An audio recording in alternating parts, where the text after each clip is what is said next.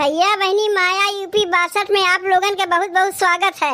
आज हम लोग ननद भौजाई के एक अवधी गीत सुनावे जाते आप लोगन के। गीतिया अगर अच्छा लगी तो वीडियो के लाइक और चैनल के सब्सक्राइब जरूर की हो। शुरू करो जी।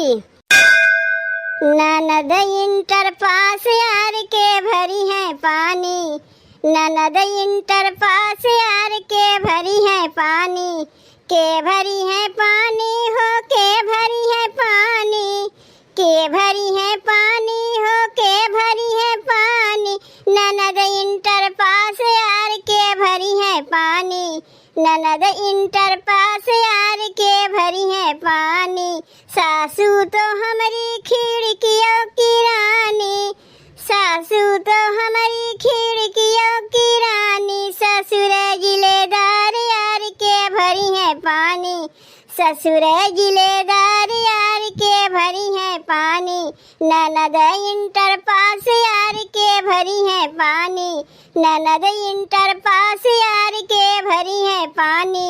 हमारी जेठानी जी महलों की रानी, हमारी जेठानी जी महलों की रानी, महलों की रानी हो महलों की रानी, हमारी जेठानी जी महलों की रानी, जेठ सूबेदार यार के भरी है पानी, जेठ सूबेदार यार के भरी है पानी, ननद इंटर पास यार के भरी है पानी, ननद इंटर पास यार के भरी है पानी।